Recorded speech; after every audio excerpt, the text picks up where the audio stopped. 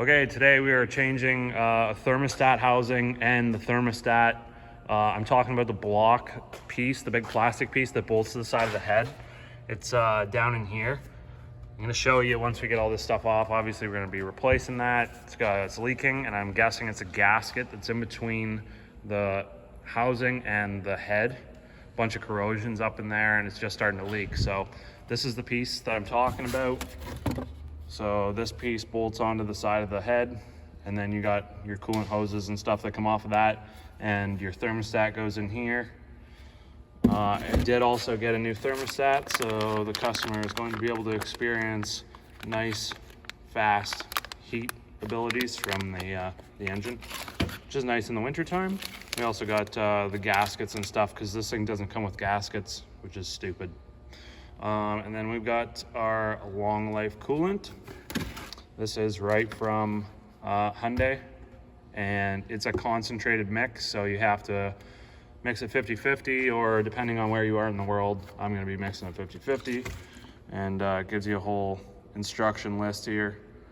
So without further ado, we are going to get started here, and I'm going to start by removing this whole intake and the air box, and then also the battery. I'm gonna get all this stuff out of the way because the piece we need is just down there underneath of where this filter is. Okay, so I'm gonna start by removing some of these hoses and stuff so that we can get this off.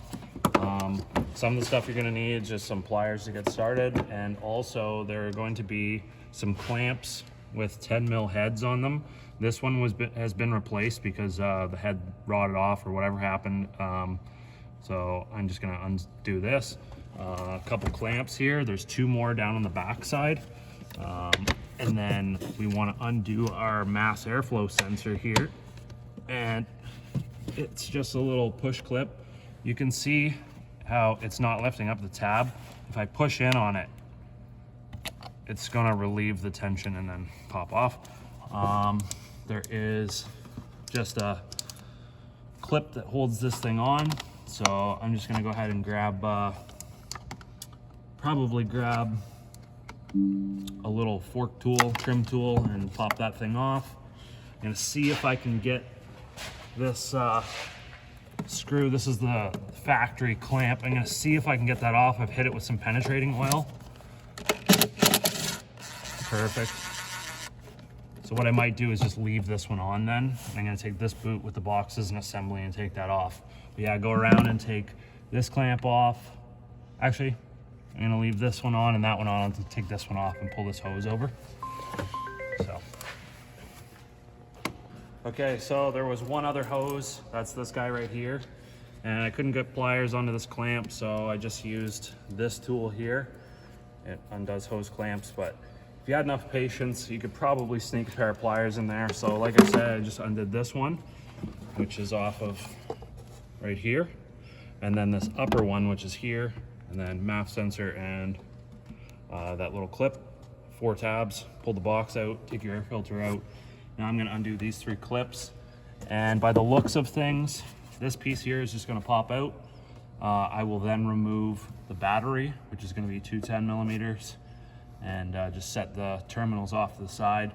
And it looks like we have a 12 millimeter bolt down there. That's the battery hold down. We're gonna undo that, take the battery out, and we'll get this air box out. Okay, so we undid the 3 screws, pulled that piece off. Air box, we got 3 screws. You can see, one here, 2 other ones here. I use a long extension and a 10 mil. And then once we got that out of the way, I undid the battery, 2 10 mils for the terminals, take those off, and then a 12 mil down there. You can see that it snapped off, which sucks. So we're gonna have to deal with that, but no problem. Now I'm gonna take the battery tray out. So it looks like we have 3 more 12 mils. And before we take that off, you can see this harness here. It just sits on that there like that. So I just wiggle it back and forth a bunch and get that to come off. And yeah, it looks like there's also another Christmas tree clip that holds that harness in there. There may be Okay, it looks like the bracket that's underneath I'm not sure if these 3 bolts just hold this plastic down, but there's another structure underneath that it goes up and holds the PCM. So once I get this thing off, we'll see what we're gonna have to do. I don't even know if I need to get that off. This is the piece we're going for. So the bolts are kind of down underneath it here, so it would be nice to get that out. But I'll let you know in a second. Okay, so we've lifted the vehicle up now. I took a further inspection just to double check sort of the diagnosis, but this is a really tricky one because the leak is sort of right at the corner of the head underneath of where that piece bolts onto, and it's really deceiving. I'm not sure if it's a head gasket leaking or if it's the gasket on this plastic piece that bolts to the side of the head that's just above the head gasket. So we pressure tested the system and it's leaking. We got a video scope in there because you can't really stick your head down there. And it's very hard to tell. I try wiping it off and watch where it comes out of.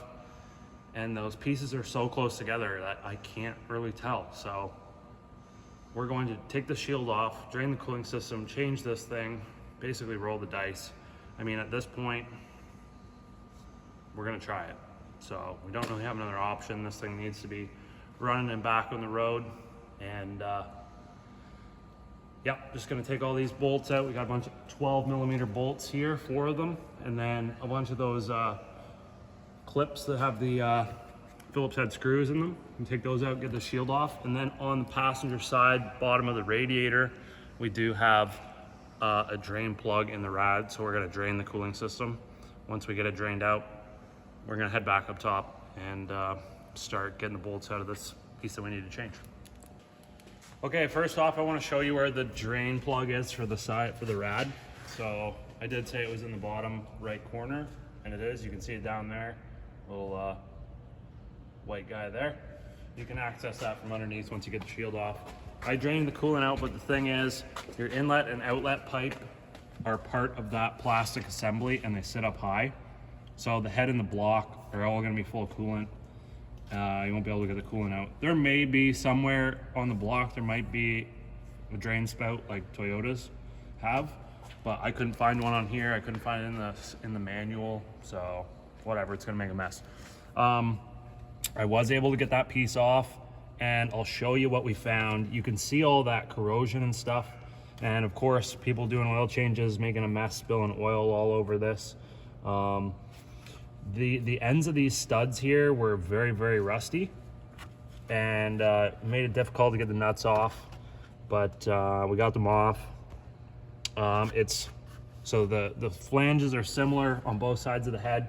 You've got 2 studs and a bolt, so 3 fasteners in total that secure that bridge. So that plastic piece goes across. I'm gonna show you what it looks like here, this thing. So this is the front of the vehicle, right, where we had our 2 rad hoses. And then you've got to sneak in underneath. There's the bolt holes there. You can't see them really. You can stick your head down there and see a couple of them. Getting these hoses off without breaking any of the ends on them. Just be very, very careful.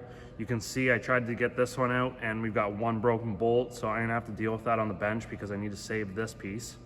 And I also need to take this off. I do have a new thermostat, but I need that outer housing. And then I'm gonna have to split this. Looks like there's a rubber joint that goes in between those. So I'm gonna get this all cleaned up, spray some silicone spray on there, try to get that separated. But there's the issue right there. So you can see the gasket that goes, supposed to go around there. You can see this piece, how it's broken off, it's missing.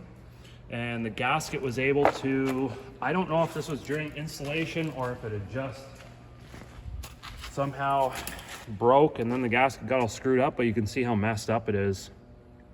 And obviously that's our leak. So I'm super happy, you know, we rolled the dice, pulled it off. It was not a head gasket, thank God. But like the car ran great, wasn't overheating, and it just started trickling coolant. We brought it in to do ball joints. We got a video on that if you need to see that.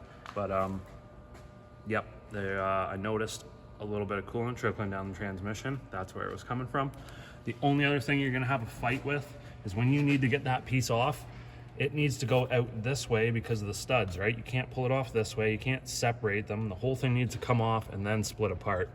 But there's a center tube that's down in here, okay? And that O-ring that's on that metal tube that runs down into the intake in the valley, that O-ring gets jammed inside of this portion here. And you're just gonna be fighting it because you can't move it this way. You can only rock it back and forth slightly this way and this way. It just took about 15 minutes of just muscling it out, but I couldn't really get any spray on the inside of that tube, just the way it's located. And but yeah, the connectors that I had to undo to sort of get that thing finagled out of there, the transmission connector that controls all the solenoids and stuff in the transmission. We also have our Prindle switch connector there. That's our selector switch. And then I was gonna try to undo this sensor down here, but I was able to leave it. There's a 10mm bolt for this bracket that bolts onto that plastic assembly as well. You can access it through the front. And I just left all the connectors and stuff in there. The only other connector was the coolant temp sensor. That connector, you're gonna undo that. And yeah, just two 10mm bolts for this main harness that bolt into the top of that plastic assembly. I think that's about it. I just, like I say, undid all those hoses. Just be really careful you don't break the fittings, like the plastic fittings that slide into the hoses. Be real gentle with those, and then tuck all your hoses out of the way and get this thing out here. It was a bit of a fight to get it out. Just be gentle, it's a puzzle, you gotta get it out. Don't wanna break anything, rip any wires, none of that stuff. So I'm going to take this thing apart, and I'll let you know how it comes apart. Okay, continuing on, this is the next day, Saturday. I ended up having to pick up a piece because Hyundai didn't give me the right gasket for the replacement piece, which really sucks. That burned me big time. Couldn't put it back together last night. Had to source this out because I need to get this thing done and out of here by Monday morning. So I have to clean and prep that. I also found out that this piece here, this battery tray, is actually stitched to the body, so it's part of the body, which means I have to extract that in car. No big deal. But yeah, I just thought I'd show you. Dorman makes this piece. It does not come with the thermostat or thermostat outlet housing, and it does not come with that temp sensor or these two little elbows.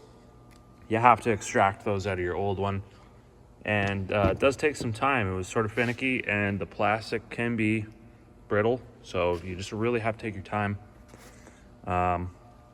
This one does come with gaskets. Funny thing, has Hyundai and Kia stamped right on it. Like, are those made in the same factory? I don't know. Well, I'm going to get this thing cleaned up. Gonna get this thing put in. I did have to mess around with this fitting here for the coolant inlet hose. There was a washer or sort of like a spacer dowel thing that goes in between to keep plastic from getting crushed, and it got ripped out with this guy because the threads were just seized. So I had to clean that up and then press that back into this piece, and then clean up the bolts, put the bolts back in. Needed new bolts for these because a bunch of them snapped. So I'm just gonna clean up the hardware for the bottom. We got 2 nuts and a bolt for each side. Clean up my surfaces, prep my surfaces. I'm gonna be using a grinder with a roll-lock disc that goes on the end of here. Not this one, but 3M makes some bristle brush discs that work great for cleaning that aluminum surface down there without damaging the aluminum. All right, so I ended up getting these studs out, and I cleaned those surfaces. I just used the nuts that go on these studs. I doubled them up and tightened them together to remove those studs from both mounting areas. And also, let me grab a light here. I did take off all the connectors to the other side of the harness. So there was a bunch of them. Now there is 2 connectors that I just want to make note of that you may have difficulty getting off if you're doing this job and you're following everything that I'm doing. This connector here, there's this blue locking tab that needs to slide out. You'll see it's got a bit of a face on it, so it needs to go out this way. And then there's 2 of those though. So there was one, I think it goes, let's see if I can get that on camera. Kinda, sorta, kinda. Down in between those 2 lines. Let's see if we can look from down here. Yeah, so right there, that black connector. And then we have another one of those connectors on this other side somewhere. I believe it was that sensor down there, which is this guy. And I pulled him out because I didn't want to get dirt and crap down inside that connector. So I pulled him out. But yeah, the one that plugs into there, this guy goes in here. There's a blue locking tab that needs to be disengaged on that as well. I just strapped it up with a bungee cord just to get it out of the way so that I could resurface that mating surface. That's the cookie that I use. I call them cookies. Roll lock disc. There is white, yellow, and green. I believe white is for steel. Green is for aluminum. I can't remember. I always just use green. I do have yellow as well. Green is a little bit tougher than yellow, but this will not scratch the aluminum. So very important. Do not use one of those roll-lock cookies. That's very, very abrasive. We don't want to damage that surface. Now, while I was in here, I cleaned all of this. I tried to clean a bunch of this. Obviously, it's still got a bunch of oil and stuff on it. I'm not going to spend a whole lot of time, but I'm going to get that sensor put back in. Then I'm going to install the studs, and then I'm going to prep the area and stick the big hunk of plastic back in, get that snug down, and I should not have any issues getting all of my connectors plugged back in. I just need to remember to install that sensor first before the big plastic piece goes on. Otherwise, I will not be able to get it in. It's fairly long. So I'll be back in a second to tell you torque specs once I get this thing on. Okay guys, so I have this, I found out they actually call it a water temperature control assembly. And got a picture of it up there. It just shows you a bunch of hoses and stuff. And the torque spec, they want you to, as far as I could see, they want you to run all the bolts down. Doesn't give you a sequence or anything, but 14.5 Newton meters, and then run them down again to 19.5 Newton meters, and that'll be good. So I got, obviously everything's ready to go, prepped up, cleaned up all the studs. I took all the studs out, and I cleaned up all the hardware. So I'm gonna go ahead and run these down. We will get them tightened up. I just have a flex joint on the end of my extension.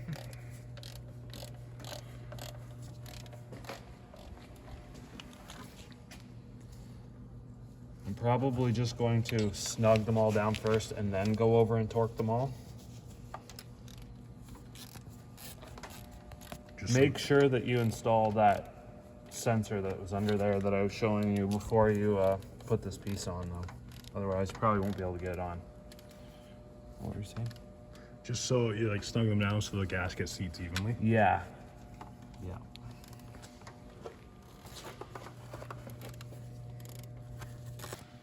So I'm just going ahead and installing the harness and all that stuff. I undid my bungee cord, set this down. We've got this portion of the harness that drops down below is going to run to the transmission and your Prindle switch here that the shifter cable goes to. And then we've got some other plugs here. All the stuff that comes out of here runs to here. There's a sensor here, here, down here, a white one. And then we got our throttle body and whatever is back here. Yeah, so we do have a couple connectors. I believe these go to over here. So we got one sensor here, another plug down there, and then I believe there is a crankshaft position sensor possibly, or a speed sensor that sits right underneath of this down in here. So just make sure that everything gets plugged in before you proceed to the next step, because it's gonna suck if something's unplugged and we gotta go back. And then we just hook up our hoses. Now, I have everything clean and dry. I like to use this silicone spray. It helps the hoses slide on and lessens the risk of breaking these little fittings, because the small plastic, I had to transfer those little ones, those little elbows over, and plastic can get very brittle. I don't want to put any more force than I have to on there. I'm gonna get all the clamps on, make sure everything's seated down and the clamps are in the proper position, and we'll go to the next step. All right guys, so everything's plugged in, double checked all my hoses and lines, everything looks good. Remember when we took the battery out, this bolt snapped off for the battery hold down, so I did have to heat this up and extract it. It wasn't a big deal. I just put a heat shield over this to protect all the wiring and hoses, got it out. And then I'm just running a tap through all of these bolt holes that hold the battery tray down. They are an M8 by 1.25 thread pitch. And I'm gonna clean the bolts up. This battery tray has 4 bolts in it. One was missing, so I'm assuming it got taken out at some point and didn't get put back. So I'm just gonna run the tap through there, clean it up. I washed the battery tray and the battery blanket, so everything's nice and clean, ready to be reassembled. And I'm gonna clean up these terminals as well, get that corrosion and grease and all that stuff off so that everything's nice and it's got excellent battery connection for the wintertime. Once that's in, I'm just gonna move on to the air box and get that all cleaned out, and we'll put that in with the 3 10mm bolts. And we won't have much left to do after that, so I'll be right back. All right guys, so we have hooked up the radiator hoses. That was the next step. And then washed out the battery tray, installed that 4 bolts, put the battery in, the battery hold down. I'm not sure if it's supposed to, I think it's a 12 mil bolt, but I had to replace it, and I only have a 13 mil head, so whatever, it's in there. Washed out and installed the air filter box and air filter with 3 10 mil screws. I just cleaned out the threads and applied some penetrating fluid to help those go in. And now we're just gonna put this top part of the air box on. And then we just need to hook up this intake hose to the throttle body. I did clean the throttle body while I was in there just to get a bunch of gunk out because it was dirty, so might as well do it now while we're there. There's just a couple hoses. You got this one here, and then this one here that also goes to your brake booster, and then just this bolt. I left this clamp tight, and then once we get those hooked up, we just have to hook up our mass airflow sensor, and then our actual intake duct that runs to the front of the vehicle. Once we get that done, we will start to bleed the coolant. Okay, so I have my vacuum fill system here from Snap-on. Many different companies make this, but you just gonna pull a vacuum on the system to suck all the air out. And then what I'm gonna do, got a bucket filled up that's 50-50 mix of our ethylene glycol coolant.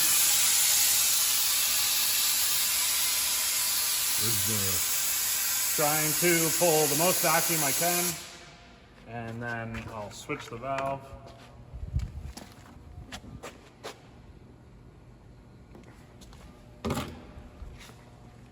And now it is exchanging that space for coolant.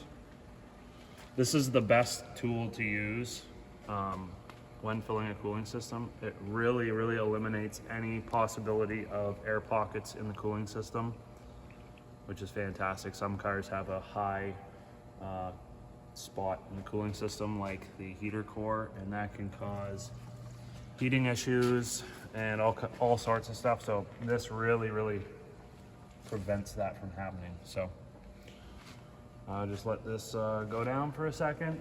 You can see, looks like we're full. That's all it's used. So just, take the rest of this, put it back in the jugs, and then I'll write on the jugs mixed and set it aside in case this car ever needs it again. So I'm gonna run it now and check for leaks, make sure that there's no leaks, obviously, and take it for a drive, make sure the heating performance is good, the cooling system's working properly, and that'll be it for this one.